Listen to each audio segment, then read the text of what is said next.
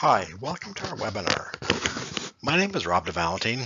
I'm an application engineer in the Abrasive Systems Division with 3M Canada. In this presentation, I will provide you an introduction to Scotch-Brite surface conditioning belts that are available in the 3M Abrasive Systems Division. First, I just want to highlight that there is more information available than what I'm going to be covering today. It's ultimately the customer's responsibility to ensure that they have done further research about these products, how it suits their application, and that they have the proper training.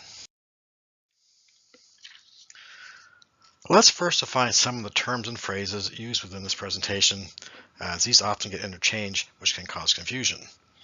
I'll be referring to these throughout the presentation. Surface conditioning products refers to the abrasive family and all the different forms they are available in, such as wheels, discs, rolls, hand pads, etc. Non-woven is a primary construction that is used to manufacture surface conditioning products. And Scotch-Brite is a brand name and is a brand of 3M.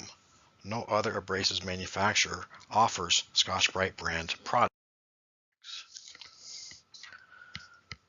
Surface conditioning is defined as an operation that changes the surface of the workpiece without damaging the base material.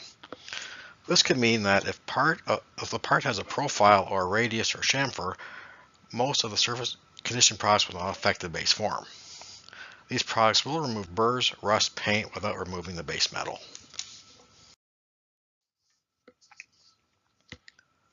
So what is surface conditioning? This slide shows two types of finishes. The picture on the right, those little irregularities, which are called microburrs or secondary burrs. So when doing an application with a coated abrasive, this is the typical finish that you would see. When the finish is passed over with a surface conditioning product as shown on the picture on the left, the burrs are removed and no secondary burrs remain.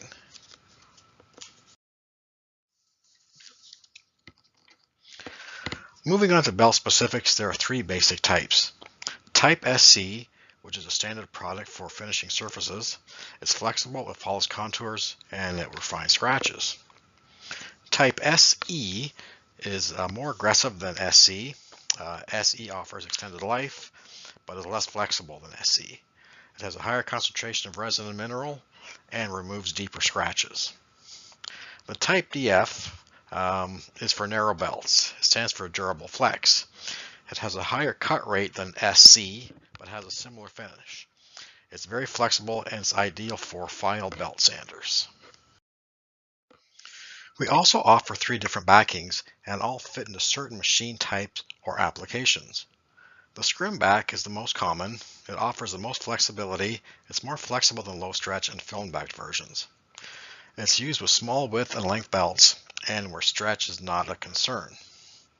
These belts we don't run wet and they are most economical when compared to low stretch and film backed. This is the same type of product used for most surface conditioning discs. Another type is a low stretch. This limits stretch in high tension and wet applications, but it is much stiffer than the scrim version.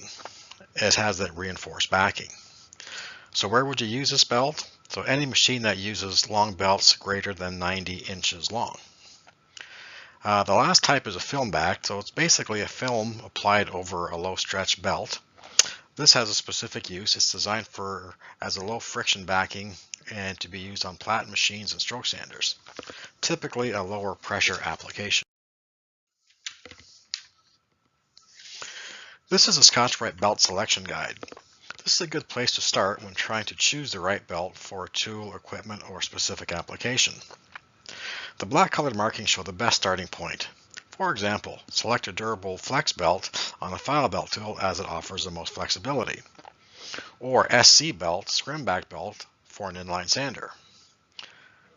These Scotch-Brite belts are available in most sizes for various types of equipment.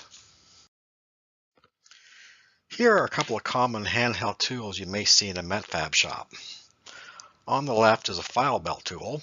This uses small belts and is used for finer work like deburring, blending, and finishing on a variety of metals. There are several arms available to suit different applications. Also, different belt sizes available for all the different arms. You can use this tool on the platen or the idler wheel or the slack, and you want a flexible belt for this. On the right is the inline sander. It's used to apply long straight scratches. It can be used on large surfaces. It's mostly used in stainless steel applications for weld blending and handling scratch removal. When used with a Scotch-Brite belt, we can get to that number 3 or number 4 finish on stainless steel.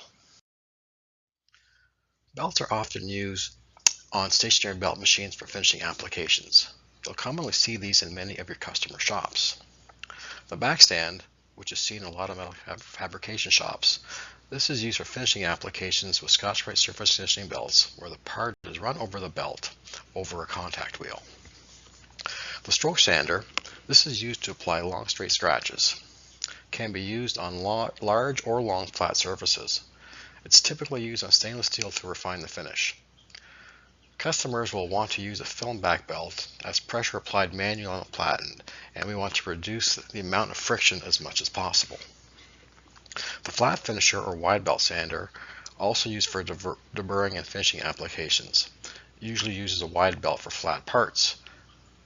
Given its long, wide belt, you can use a low stretch belt so the belt doesn't stretch and sag in the middle. Customers may currently be using a coated abrasive belt on these machines. I would consider using a surface conditioning belt instead, as you will see longer life of the product and more consistent finish part to part. When using surface conditioning belts, also consider the type of contact wheel that it runs on. Contact wheels are usually made of rubber or polyurethane. They come in various diameters or harnesses and is measured using a shore gauge. This would be applicable to whether you're using a backstand or flat finishing wide belt sander. Typically, you would use a softer wheel with a surface conditioning belt than you would using a coated abrasive. Smoother, softer wheel is used for finer grinding and finishing applications. They run smoother and help provide conformability. The serrated contact wheel is made from harder durometer rubber and is best used in rough grinding applications. The serrations are there to increase the unit pressure of the application and aid in mineral breakdown. If the end user is not getting maximum belt life and they are using a softer contact wheel, switching to a slightly harder wheel may be an option to extend the life of the belt.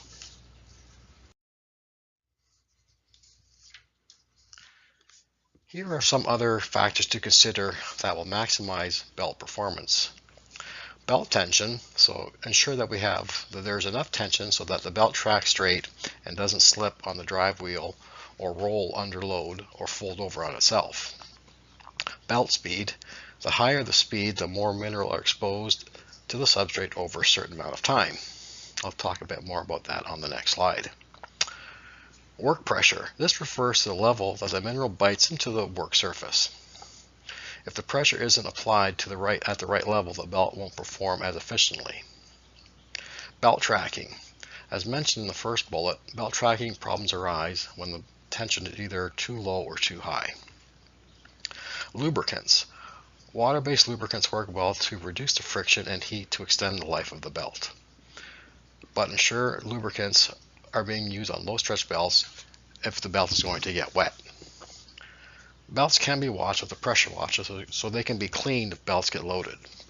This is more applicable when using on aluminum and loading is a bigger issue. By cleaning the belt, you can extend the life of the belt. If you have a customer who says the belt isn't working well as they expect, look at these type of factors that could be affecting the belt performance rather than replacing the belt itself. One of our 3M abrasive representatives will be glad to help you with this discussion as well.